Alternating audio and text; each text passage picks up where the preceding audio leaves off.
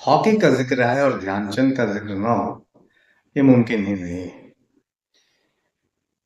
Hockey को विश्व में मेजर ध्यानचंद ने पहचान दिलाई और अपनी जादूगरी से पूरी दुनिया को सम्मोहित किया। वो 100 साल पहले 1926 में न्यूजीलैंड का दौरा अगर उन्होंने नहीं किया होता तो शायद हॉकी ओलंपिक में जगह भी नहीं पाती। भारतीय टीम वहां गई थी, उसके वो सदस्य थे।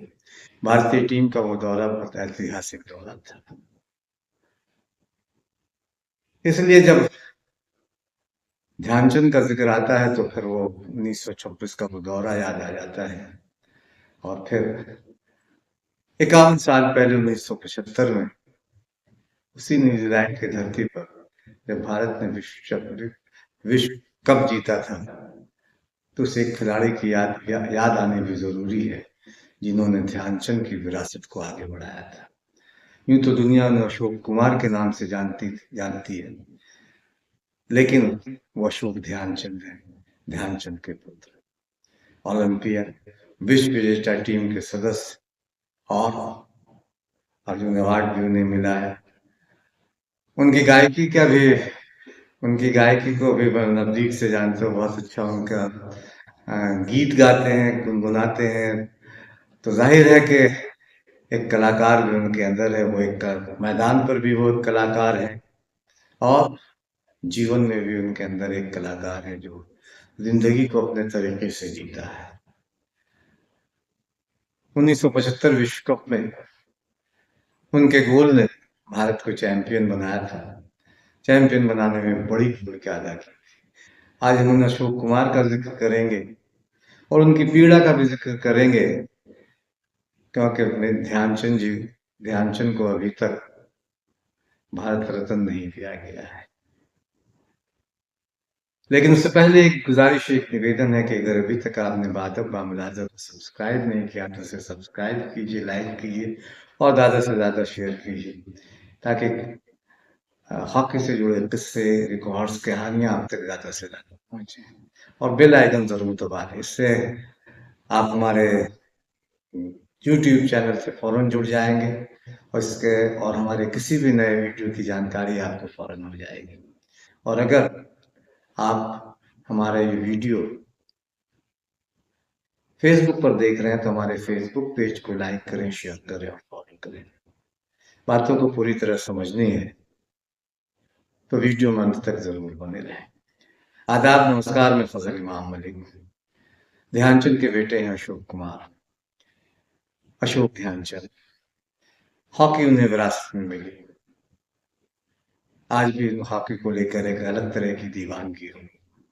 1975 में यानी 100 साल पहले उनके पिता न्यूजीलैंड यानी ध्यानचंद भारतीय टीम के साथ, भारतीय सेना की टीम के साथ न्यूजीलैंड गए थे और उस दौरे में न सिर्फ ध्यानचंद बल्कि हॉकी की धूम पूरी दुनिया में मचाई और इस ऐसी मचाई कि ओलंपिक कमेटी ने उसे फिर से ओलंपिक खेलों में से शामिल कर लिया और उसके बाद से वो लगातार ओलंपिक खेलों का हिस्सा है।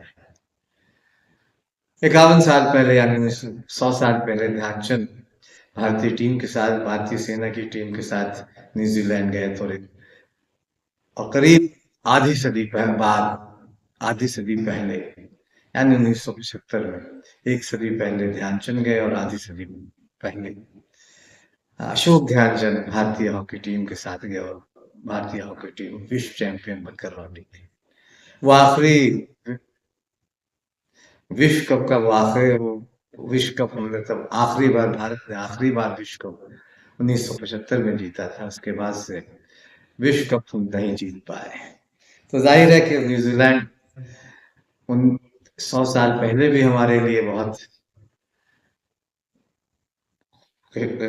खुशकिस्मत देश रहा था, जहां भारतीय टीम ने शानदार प्रदर्शन किया था। और फिर आज जब 1975 में हमने विश्व कप वहां खेला तो भी भाग्यशाली हमारे लिए वह देश न्यूजीलैंड रहा जब हम विश्व चैंपियन बने थे। उधम सिंह मशहूर और अपने दौर के मशहूर खिलाड़ी उधम सिंह इस टीम के कोच थे।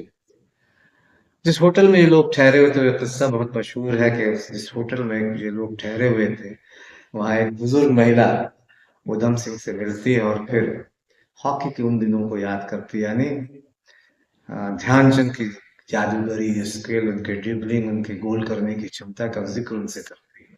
और तब उधम सिंह महिला से कहते हैं कि रुके, ध्यानचंद के बेटे अशोक ध्यानचंद हमारी टीम का हिस्सा है, आप उनसे बात करें। और फिर जब अशोक ध्यानचंद वहां उनसे मिलते हैं तो वो महिला उनको उन मैचों का वर्णन, मतलब एक तरह से आंखों दे कहा, ये रनिंग कमेंट्री एक तरह से उन्हें जिस तरह से सुनाती है, एक एक क्षण लगता है कि मैदान पर वो जिस तरह से आप कह सकते हैं ना कि महाभारत में संजय जिस तरह से वर्णन कर रहे थे महाभारत में युद्ध का, ठीक उसी तरह से वो महिला, उन्होंने अशोक कुमार के सामने उन सारे मैचों को का जिस तरह से चित्रण किया, लगा कि अशोक कुमार उस मैच को सुन नहीं रहे हैं बल्कि देख रहे हैं। और इसका जिक्र अशोक कुमार ने इसी साल मार्च में जब न्यूजीलैंड उच्च आयोग ने भारत वो 100 साल पूरे होने पर भारतीय सेना के वहाँ हॉकी टीम, भारतीय हॉकी सेना की जो हॉकी टीम वहाँ गई थी, उसके 100 साल पूरे होने पर जब दिल्ली में कार्यक्रम का आयोजित किया तब अशोक कुमार वहाँ के अशोक कुमार उस कार्यक्रम के मुख्य अतिथि थे। और वहाँ उन्होंने उस महिला का जिक्र किया और बताया कि किस तरह से उस महिला ने, उस बुजुर्ग महिला ने उन मैचों का जिक्र इस तरह से किया जैसे कि मैच मेरी आंखों के सामने चल रहा। जाहिर है कि ये ध्यानचंद और ध्यानचंद की जो जादूगरी है उसका कायम, वो सिर्फ वे बुजुर्ग महिला ही नहीं थी बल्कि पूरी दुनिया उनकी जादूगरी के कायल थे। और वही जादूगरी का किस्सा, जादूगरी की रनिंग कमेंट्री, जादूगरी का आंखों देखा हाल उन महिला ने, बुजुर्ग महिला ने अशोक कुमार को सुनाया था। और अशोक कुमार ने उसका जिक्र उच्च आयोग द्वारा उच्च आयोग ने जो कार्यक्रम आयोजित किए थे 100 साल पूरा होने पर, उसका जिक्र अशोक कुमार ने वहां किए थे। क्रिकेट के ये हॉकी के क्रिकेट के इस दीवाने देश में हॉकी की बातें बहुत कम होती है, लेकिन देखकर अच्छा लग रहा है कि अभी भी हॉकी को लेकर एक दीवानगी बहुत सारे लोगों में है। अशोक कुमार की पीड़ा को समझे, जब उनका एक वीडियो देखे जिसमें उनके अपने उस पीड़ा का इजहार कर रहे हैं, जिसमें हम दर्द है इस बात का कि अभी तक ध्यानचंद को वो सम्मान जो भारत रत्न मिलना चाहिए था वो नहीं मिले, उसे देखें। आज के वीडियो में बस इतना ही, अगली बार हम फिर मिलेंगे किसी नए वीडियो में, हॉकी के नए किस्से, नए रिकॉर्ड्स, नई जानकारियों के साथ। और अंत में फिर एक बार कि अगर अभी तक आपने बादब बामुलाजा को सब्सक्राइब नहीं किया तो सब्सक्राइब करें, लाइक करें और ज़्यादा से ज़्यादा शेयर करें, ताकि खेलों और हॉकी से जुड़ी जानकारियां आप तक ज़्यादा से ज़्यादा पहुंचे। नमस्कार, मैं अशोक ध्यानचंद। मुझे गर्व है कि मैंने उस घर में मेरा जन्म हुआ जहां हॉकी की गंगा बहना शुरू हुई।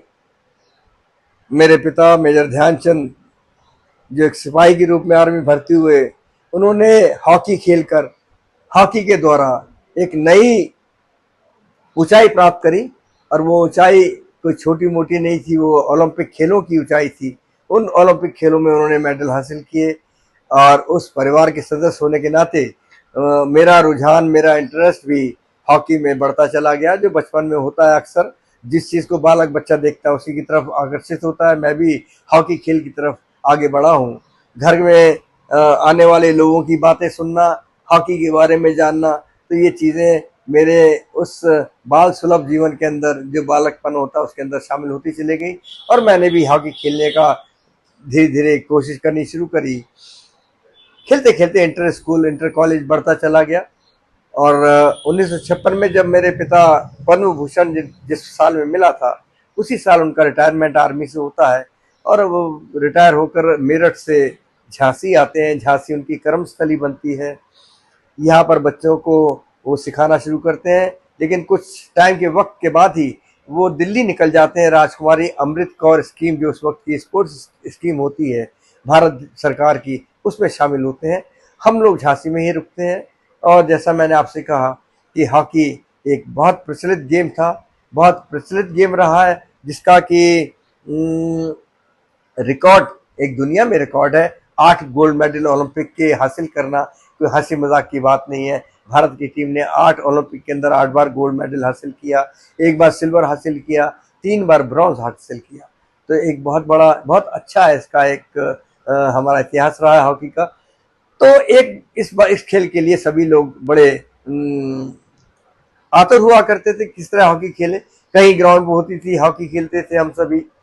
मैंने भी शुरू करी, लेकिन घर की तरफ से सिवाय ये कि हॉकी स्टिक घर में रखी होती थी 8-10, तो हॉकी उठाई और खेलने चले गए। उसके लिए कहीं कोई शिक्षा या कोचिंग या किस तरह की कोई दिलासा जो घर की तरफ से मिलना चाहिए वो नहीं था। ध्यानचंद साहब छुट्टियों में घर आते थे, बल्कि वो मना करते थे कि नहीं, हॉकी नहीं खेलनी। शायद उनका ख्याल ये था कि हम हॉकी खेलकर अपना टाइम वेस्ट करेंगे, क्योंकि हॉकी कोई कैरियर नहीं था, पढ़ाई कैरियर था। पढ़ाई के लिए वो हमको बोलते रहे। सॉरी, कट जाएगा ना ये। कितना बोले, 1 घंटे से तो बोल रहे हैं। खेल कोई कैरियर नहीं था, एमेच्योर गेम हुआ करता था। अपने शौक के लिए वो खेलते थे, जिस तरह ध्यानचंद खेले हैं, हम लोग भी शौक के लिए खेलते थे। इसके अंदर कोई स्पेशल चीजें नहीं थी, कोई स्पेशल इंसेंटिव्स नहीं थे, कोई स्पेशल धनराशि नहीं थी। ओलंपिक मेडल्स जीत कर आओ या एशियाड जीत कर आओ या वर्ल्ड कप जीत कर आओ, तो उसके लिए कोई धनराशि नहीं मिलती थी। लेकिन वो सम्मान, हमारी गरिमा, हमारा इतिहास जो हमारे पूर्वजों ने इस देश को दिया, हमारे घर को दिया, हम उस संस्कार में रहे तो हम भी वही उसी कायदे कानून में चलकर के देश के लिए मेडल जीत कर आएंगे, ये हमारे लिए रहा है। तो एक बहुत बड़ी बात थी कि ध्यानचंद जब घर में आते थे तो हम लोग रोकते थे, लेकिन हम लोग चुपके से पिछवाड़े के दरवाजे से हॉकी स्टिक लेके, मैं और मेरे बड़े भाई राजकुमार मैदान में निकल जाते थे, अपना खेल खाल कर आए और पीछे के दरवाजे से घर के अंदर आना और हॉकी को रख देना और ये दिखाना कि हम कहीं गए नहीं। तो ये चीजें हमने उस शख्स से, उस व्यक्ति से की जो हॉकी के जगत में एक ध्यान सिंह से ध्यानचंद बने, एक हॉकी खिलाड़ी से हॉकी जादूगर बने। हमने उनको, और वो नहीं चाहते थे कि हमारे परिवार के सदस्य हॉकी खेले। और जैसा मैंने आपसे कहा, उसका वजह यही थी कि ये हॉकी खेलकर कहीं मेरा नाम या मेरा जो मैंने सम्मान हॉकी को दिलवाया है ये खराब ना हो। तो वो चाहते थे कि उसमें सही लोग, सही खेलने वाले आगे पहुंचे, जो इसमें खेलने के इच्छुक हैं और जो खेलते हैं। बहरहाल नियति है, किस्मत है कि हम चोरी छुपे खेले और हॉकी को उतना अच्छा खेलने का अवसर प्राप्त हुआ, अच्छे लोगों के साथ खेलने का अवसर प्राप्त हुआ, कठिन परिस्थितियों में खेलने का अवसर प्राप्त हुआ। और बड़े बड़े खिलाड़ियों ने सराहा उस बात को, अप्रिशिएट किया। कई बार केटी सिंह बाबू साहब जो हेलसिंकी पुरस्कार विजेता रहे हैं, जो पद्मश्री जिनको दिया गया, जो ओलंपिक के कैप्टन रहे, जब उन्होंने मेरा खेल देखा और मुझे सराहा, मुझे थपकी दी, तो मेरे लिए एक बहुत बड़ी एक प्राइज रही मेरे जीवन। मैं समझता हूँ कि ये चीज़ मेरे जीवन का बहुत बड़ा एक वो रहा, जहाँ मैंने अपने कैरियर को, जो मेरा पढ़ाई का कैरियर था, उसको छोड़कर मैंने हॉकी अपनाई। कलकत्ता में पहुंचकर तो अपने आइडियल प्लेयर के साथ, इनामुर रहमान साहब के साथ खेलने का जब मुझे अवसर प्राप्त होता है, तो मैं समझता हूँ वो मेरे जीवन का बहुत ही अमूल्य क्षण होते हैं, बहुत कीमती पल होते हैं। अपने आप को मैं बहुत गर्वीला महसूस करता कि मैंने अपने उस आइडियल प्लेयर को, जिससे मैंने सुनकर सीखा है, देख कर नहीं, सुनकर। तो ऐसी चीजें जीवन में होती हैं तो मुझे बेहद अच्छा लगता है। और बंगाल तो एक ऐसी जगह रही है जहाँ से आज भी मैं अपने आप को जुड़ा महसूस करता हूँ। और वह भी मुझे वक्त, टाइम टू टाइम जब भी मौके आते हैं, उन्होंने मुझे हमेशा ऑनर दिया है, मुझे सम्मान दिया है। और ये सम्मान सिर्फ मेरे लिए नहीं, बंगाल का तो एक मिजाज है। वहाँ जितने भी इस तरह के सामाजिक और आर्टिस्ट और प्लेयर्स हैं, उनके लिए तो बंगाल के पूरे जनमानस के अंदर एक स्पेशल प्यार है, एक मोहब्बत है। और वो ये नहीं समझते कि ये खिलाड़ी क्या बंगाली है, क्या ये खिलाड़ी हमारी कास्ट का है। उनके लिए सिर्फ एक गुणी, अच्छा, देश को, समाज को, शहर को के नाम को आगे बढ़ाने वाला होना चाहिए, और उसका वो आदर सम्मान करते हैं। और मेरे दिल में भी बंगाल के लिए बहुत महत्वपूर्ण, बहुत स्पेशल, मैं सम्मान करता हूँ उनको, वहाँ के लोगों का, वहाँ के खिलाड़ियों का, वहाँ के प्रेस का, वहाँ के हमारे मोहन बगान क्लब हो, चाहे ईस्ट बंगाल क्लब हो, चाहे राजस्थान क्लब हो, इन सभी क्लबों ने एक अलग से एक हवा, एक ऐसा फिजा है वहाँ की, जो खिलाड़ी वहाँ जाता है वो वहीं का होकर रह जाता है। कलकत्ता की खूबसूरती है, और मैं चाहूंगा कि देश को